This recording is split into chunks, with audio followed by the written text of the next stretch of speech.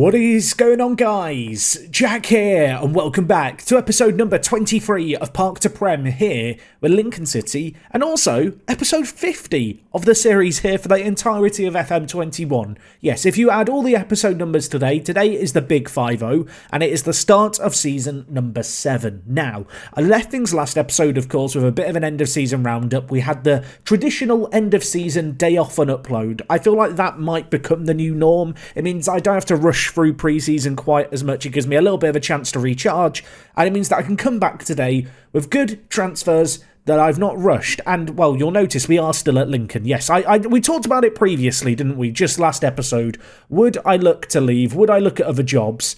I talked about the kind of team I might be looking for, a low-end Premier League team, possibly one of the relegated teams to take over. Sadly for us, no such job ever came up. None of the teams going down sacked their manager. None of the top-end kind of championship teams sacked their manager. So as a result, we are here at Lincoln to hopefully, I think, establish them as a championship club and give them a good footing. But throughout this year, I imagine we're going to be keeping a ever vigilant eye open for good job moves that would make some logical sense for our career. But of course, because we've not left, that means that there has been a summer transfer window, and it's been a busy one that is still ongoing. It still has a little bit of, money still to be spent. But if we just look at things here, it's not been that busy. I kind of talked about this last episode. Because of the number of players we signed last January, many of whom were players who I felt were good enough if we went into the Championship to do a job for us, we've actually ended up only signing a handful of players, of which a couple of them are younger players for the future that may be able to offer us something now. But firstly, let's talk about the outs. There are some significant ones here. Jordan Stevens has left us to go to Modena for 550k. Brought him in on a free transfer. Frankly, he just wasn't good enough in League One, so I have no reason to believe he's going to be good enough at this level. £500,000 made off him. I think it's some pretty good money. McGuane and Jim Kerr have both gone out on loan. Jim Kerr, a young, exciting Scottish player who you may remember we signed from Rangers. He joined us in January. He looks like a good option, a player who has a little bit about him. One of these longer-term players who needs to go out on loan and find his form. McGuane, by comparison, not really in the same bracket. Was a really useful squad player last year. Did an okay job for us, but ultimately he was in a position which I was looking to strengthen anyway, so with that in mind, a loaning out kind of just made sense. A couple of other players have left us. Lionel Robert is the former Juventus youngster. He's gone on loan to Morecambe. We'll keep an eye on his development. And two slightly more significant players. Firstly, Paul Glatzel has gone to Bristol Rovers. Yes, 205k for him, going to a championship club, which I'll be honest, I was surprised when they were interested in him. But ultimately, he's never really lived up to his potential. Joined us on a freebie a couple of years ago. I have not seen anything over the last 3 seasons of watching Paul Glatzel on the regular to make me think he can contribute for us this year. So inevitably, when he scores against us when we're taking on Bristol Rovers, we can look back on this moment. Anyway, the last of the departures was Charlie Carter, a player who was a little unsettled because of the number of new centre mids that came in. He was very much a victim of the new players who joined us during the January transfer window. Of course, we had the likes of Herbie Kane join us, who can play centre mid. We already had the likes of Terry Jenks as well. And ultimately, with him, Jake Taylor and various other players competing for positions, including a couple of new signings, he wasn't very happy about his first team opportunities, and I could only see it going badly. So we've sold him before he gets angry. £100,000, it's not a huge sum of money, but it is money nevertheless. And with that £800,000, we've spent a lot of it, and then a little bit more. £4.3 million spent. There is one player here who takes up a large chunk of that. Shall we talk about him now? Let's do it. I was thinking about leaving him to the end, but let's talk about Felice Tazzato. What a name that is, first and foremost. He is an Italian centre-back who last year was playing in Serie A for Vicenza. He played 14 games in Serie A, and he had a relegation release clause of £3.8 million. And it kind of got towards the end of the transfer window. I say the end of the transfer window, the end of the summer period before the season starts. And this money was burning a hole in my pocket. And although I have managed to renew the loan of Felix, so we have got our old Nottingham Forest centre-back with us for another year, despite that affiliation getting terminated, I didn't feel like he was the ultimate solution. Tazzato here, yes, he's naturally a centre mid. Yes, he's naturally a centre defensive mid. I think he's going to be a really good centre-back. Yes, he's not the tallest in the air. Well, he's quite tall. He's got 100. He's taller than Sergio Ramos, but 12 jumping reach needs a little bit of improvement. Maybe he could be a little bit quicker, but make no mistake, he's got great heading, insane passing, 14 passing, 13 vision. His mentals on the whole are very good. Kind of wish his composure was slightly better, but ultimately, he's a player who's in his teenage years, very professional personality. I see him being an ideal centre-back to play alongside Cabango when all is well. As you will come to see, though, Cabango's not available for the first game of the season. Anyway, another player we signed from Italy is Bigioni. What a name that is. He has been signed from Parma. He was transfer listed by Parma at £140,000. You know what? When a 21-year-old with a little bit of potential, he's ambitious, he's transfer listed for peanuts, you just go in for him. My scouts did flag up the fact he's probably going to be inconsistent and he's probably injury prone, but look, I've signed him for £140,000. When you look at him, he looks way better than that. I'm very, very excited about his prospects. You'll notice he has not come in on insignificant money. And, well, it's nice to have two Italians join us. You know, add a bit of Italian flair to the team. They've got friends, Tazzato and Bigioni. They can, you know, chat to each other in the dressing room and stuff. Ultimately, I think he offers us a bit of a plan B if Sims doesn't fire on all cylinders to start the year. And make no mistake, he's very blooming good. He's 21, got the same birthday as me as well. So, yeah, as if that's a reason to sign a player. got my birthday, must be good. Anyway, I've already talked about Felix, but he's back for another year on loan. Of course, Nottingham Forest were relegated. If we just look here, they've stuck with their manager, Chris Hughton, which is pretty admirable of them, considering they won one game in the Premier League last season. And our affiliation with them has been terminated because we now play in the same division. We sat down, though, we had a chat, we thrashed out this deal. Felix Garcia joins us for another season. I see him more often than not being on the bench this year, but if Tazzato isn't doing it as a centre-back, if that turns out to be the worst idea ever, I think Garcia proved in the latter half of last season what he could offer us. He was a really, really good part of our team. Anyway, the last of the first team signings we've made is Tom Bayliss, who we have signed from Sheffield Wednesday. He was on loan at Inverness Caledonian Thistle? Is that right, CT? Inverness Caledonian? Look, I'm so good. I hesitated for a sec. I'm not that good.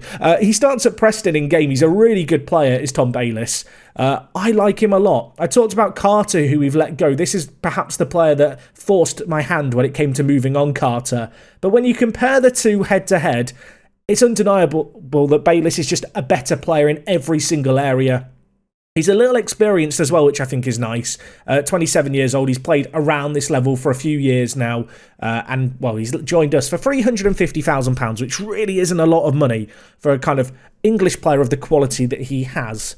Anyway, the last of the signings we've made is Amadou Diop, just a punt for the future. A youngster released by PSG. How dare they?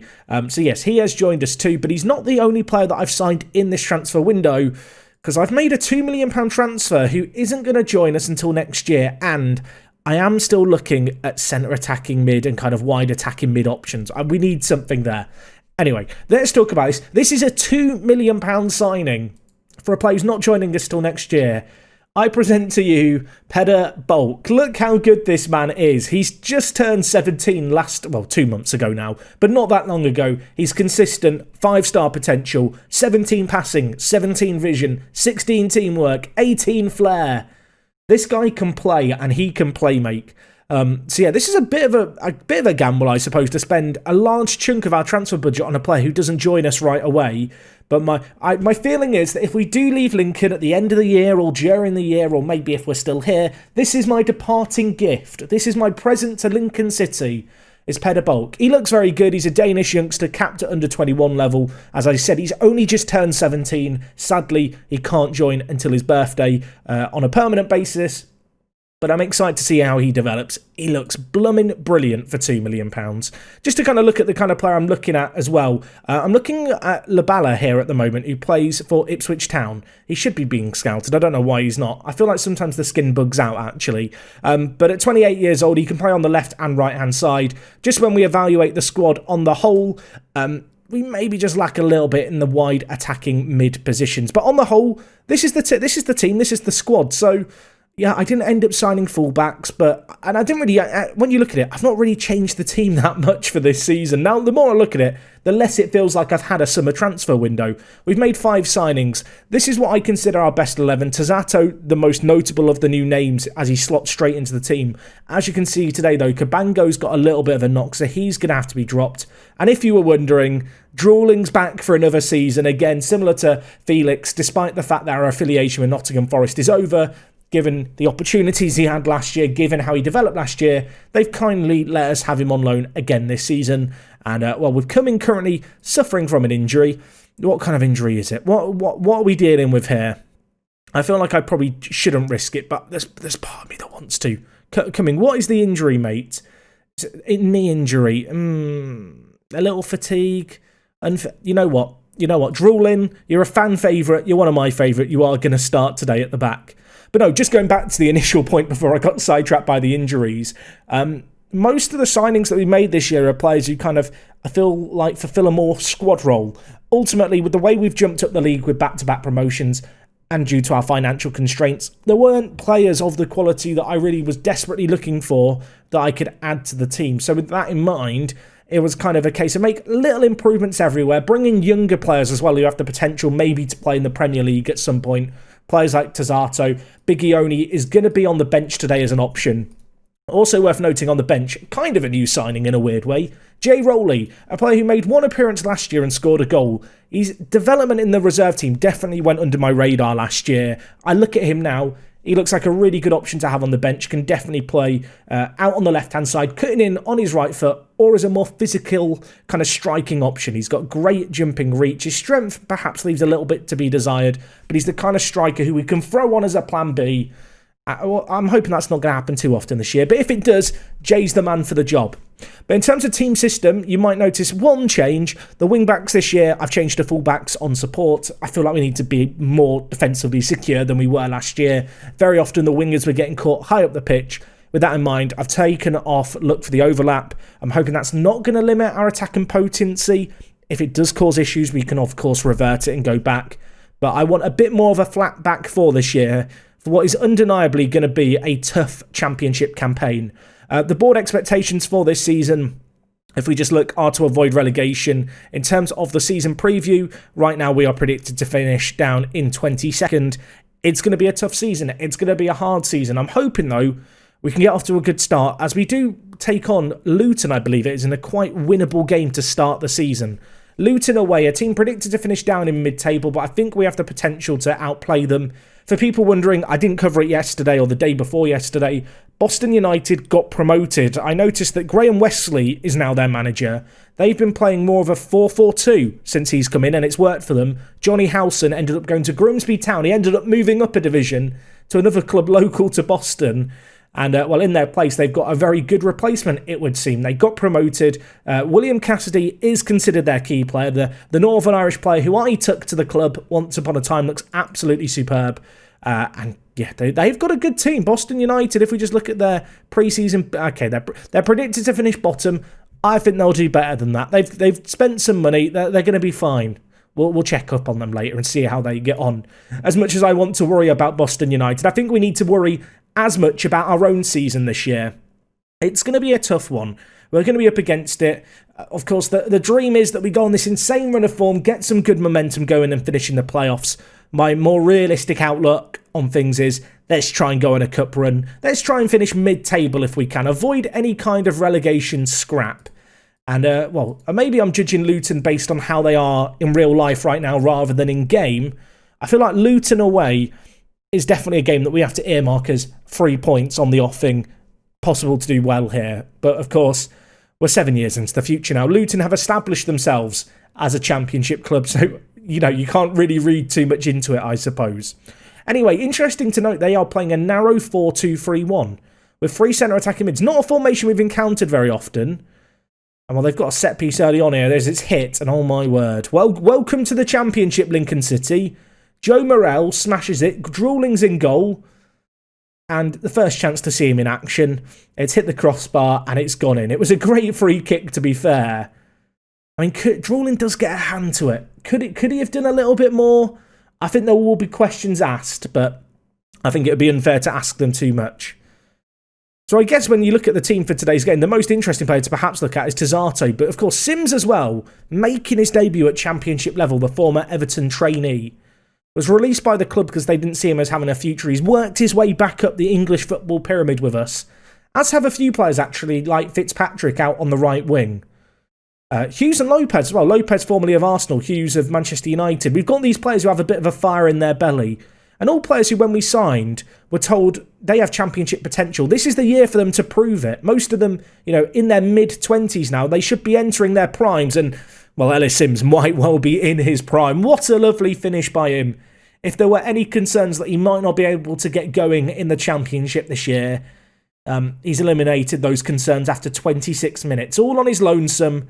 Dribbles out wide. I'll be honest, in my head, I'm thinking cross it, cross it, cross it. He shoots it. Smith maybe should do better at the near post. But we take the lead in this game. Oh, not the lead. We get back into this game. Getting ahead of myself. We'll get back. We'll take the lead soon, I promise. I shouldn't make promises I can't keep. Although the ball is headed away. You'll notice as well, Green is in the team at centre attack in mid. His contract still expires at the end of this year, but he didn't want to renew it. I have looked to move him on, but no one was really interested. Of course, that move to Crystal Palace collapsed in January. With that in mind, a mission for the first half of the season might well be to get Green on a new contract so that we don't lose him on a freebie, because that would be nothing short of disastrous. Anyway, Green with it. Speaking of the devil, now with Lopez. Of course, Taylor and Coughlin working the space in the midfield, and I'll tell you what, that ball through to Fitzpatrick was superb. The finish was even better, though. Aiden Fitzpatrick tucking it away, and Jakey Taylor with the ball through. Ball knocked around nicely here. And Taylor picks up. How has he seen that pass? He's a box-to-box midfielder. He's not meant to be pulling out passes like that to break through their defence. That's mad. Fitzpatrick as well with a really good finish there is great to see. Fitzpatrick, fans player of the season in the league, in League 2. Fans player of the season in League 1. Surely he can't do it 3 years in a row. That would be a little mad. I'm pleased with how things are going, though. 2-1 up away from home. Statistically, I'd argue that we've been the better team. We've certainly had the better in terms of quality of chances. The quantity is quite evenly matched, though, and we've got a set piece to deal with here. It's whipped towards the back post. Vale hits it. It's blocked, I think. Lopez on the post gets it away. Might still not be over. Okay, it is now. The ball sails over the crossbar just. Interesting to note, they're now switching to a 4-4-2. They're mirroring us. They're not allowed to do that. That's copying. Thomas out on this right-hand side, out on the far side of the pitch, bringing it forward. Taylor, been running the show so far at box-to-box midfielder. Sims down to Coughlin, who since he joined us in January alongside Taylor, they've just been running the show at centre mid. Don't want to big them up too much, but you could argue they're the reason for our promotion. Green, Hughes, Fitzpatrick. The passing is beautiful. The passing and patience. It's just a delight to watch, everyone. Green, through ball to Sims. Sims, tight angle. Hold it up if you can, my friend. Does that well. Fitzpatrick is there. 3-1. What a lovely goal that is. And on the hour mark, we double our lead in this game. Pulling 2 points clear, or 2 goals clear. Sadly, for our promotional friends AFC Wimbledon, a goal down at QPR. But yeah, what a ball back. Fitzpatrick hits it. Smith can't get a strong enough hand on it. And you know what? Twine's got a bit of a knock. Let's take him off. I'm going to bring in Jay Rowley. And you know what? I know Sims has scored, but it's time for the man, the myth, the legend, Biggie Oni. It's a great name, Biggie Oni. I'm a bit disappointed he's not more of a target man. But let's see what the Italian stallion can do. Worth noting that over the summer our scouting range was increased, which was nice. But of course, as you've noticed, we've started to delve into the European transfer market. We can start to have that pulling power. Hoping a bit of continental flair is going to serve us well this year. 9 minutes left though. 3-1 still the scoreline. Got one last change to make. Should we make... Let's give Tom Bayliss his debut for the minutes that remain. I'm going to take off Coughlin. I don't feel like I talk about Coughlin enough. He kind of just does a job. A deep line playmaker. You know, he's a bit of an unsung hero, I suppose. He has continued to improve. He's got great potential too. He joined us from Waterford, you might remember. Just a reminder that he exists. He's like the forgotten The Forgotten Playmaker. It's not quite as catchy as it is like the Forgotten Soldier or the Unknown Soldier. We'll build a temple to him or a shrine to him or a monument to him outside the ground if he can get us to the Premier League. Which at the moment feels like it's within reach. Yeah, that's right. We've got one win in the first game of the Championship season and I'm talking about promotion. What of it? I need to steady myself. But seriously, really good result there. A 3-1 win. Scotty Twine, bruised thigh. You'll be fine, mate. You'll be fine. And Tazzato makes his debut. Tazzato, how did you do? How did you... I mean, he got a 7.1. Good debut at centre-back. It is a bit of a gamble, I will say, to retrain him at centre-back. But he just... To me, he looks like an immense ball-playing centre-back. That is where I envisage him playing. And, well, Sims, doing it in the Championship. I think when we were in League 2 getting promoted, I was like, oh, he might not be able to do it in League 1. Here we are a year later, and he's now answering the same question again of, oh, can he do it in the Championship? The answer, on a very small sample size, is abso-blooming-lutely. And what a good win that was to open up our season. Anyway, guys, in terms of when we're going to be back, I think we're going to wait and see how things stabilise. I've noticed here we've got a game against Fulham that's on TV. Oh, you know what? I don't think we've had a league game on TV before. We may come back for that one. It'll be right at the end of the August transfer window.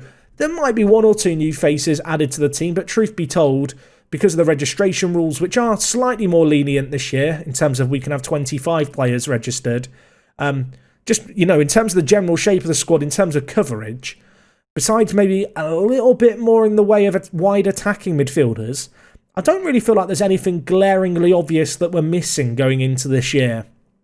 Yeah, I don't think it's going to be a last dash panic, shall we say. Words are hard to end the transfer window. I feel like we've done good business. We've taken a few calculated gambles. Hopefully Tazzato, who, let's be honest, he's got the weight of the world on his shoulders right now. Hopefully he's going to do the business. Anyway, I will see you guys next time for that huge game against Fulham. It should be a fun one. Let me know what you made of our transfer business. Let me know what you think of Tazzato. And until next time, it is me, Jack, and I will talk to you guys in a bit. I'm out.